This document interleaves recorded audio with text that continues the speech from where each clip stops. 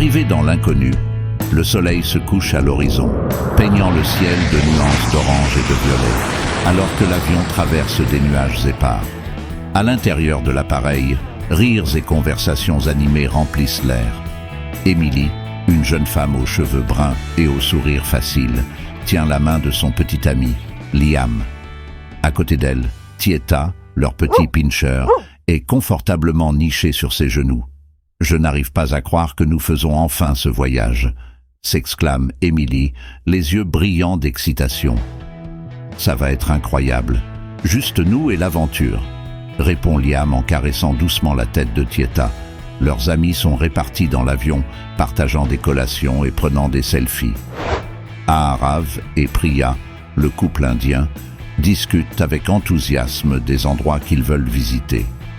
Lucas et Camila, le couple brésilien, parlent de la cuisine exotique qu'ils espèrent essayer.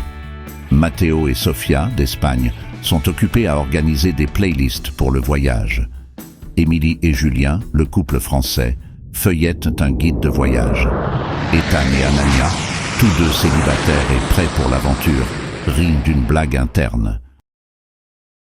L'incident soudain, l'avion tremble violemment, comme s'il était saisi par des mains invisibles. Des lumières étranges dansent à l'extérieur des fenêtres, pulsant avec une intensité surnaturelle. « Que se passe-t-il » demande Priya, avec la peur grandissante dans sa voix. « Mesdames et messieurs, nous faisons face à une urgence. Préparez-vous à un atterrissage d'urgence », annonce la voix du pilote, tendue et contrôlée. L'avion descend rapidement, secouant les passagers dans leurs sièges. Le silence n'est interrompu que par les bruits de respirations haletantes et de murmures de prières. Finalement, l'avion atterrit avec un choc sur une piste abandonnée au milieu de nulle part. Le silence après l'atterrissage est assourdissant. Premier signe de danger. « Est-ce que tout le monde va bien ?» demande Liam, sa voix résonnant dans la cabine. Le groupe débarque, leurs pieds touchant l'asphalte fissuré d'une piste oubliée. L'air est immobile, lourd d'un sentiment d'abandon. Les véhicules de soutien stationnés au loin ne montrent aucun signe de vie. Lucas essaie de démarrer l'un d'eux, mais le moteur ne fait aucun bruit. « Nous n'avons pas de signal », dit Ethan en levant son téléphone et en secouant la tête. « Nous devons chercher de l'aide », dit Émilie en tenant Tieta plus près. Atmosphère de suspense. Ils se dispersent, explorant les environs. Les ombres s'allongent à mesure que la nuit approche. Matteo s'éloigne un peu plus, enquêtant sur un bruit lointain.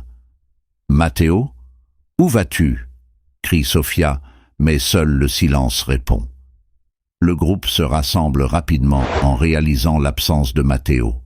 Ils crient son nom, leur voix résonnant dans la vaste désolation.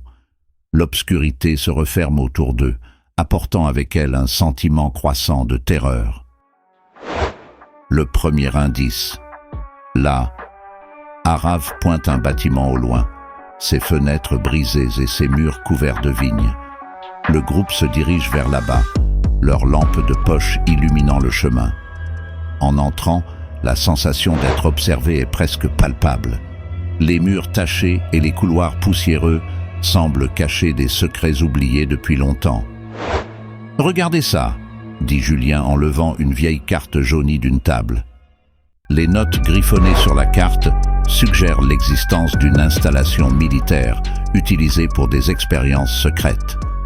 Mais avant qu'ils ne puissent en déchiffrer plus, un bruit métallique résonne dans le couloir, comme si quelque chose se traînait. « Nous devons sortir d'ici », dit Camila, la voix tremblante. Nuit de terreur, le groupe décide de passer la nuit dans l'installation, croyant que c'est l'endroit le plus sûr. Ils se préparent à dormir, mais leur repos est perturbé par des sons étranges et des visions furtives de ombres se déplaçant sur les murs. Émilie tient Tieta près d'elle, essayant de calmer son cœur qui bat la chamade.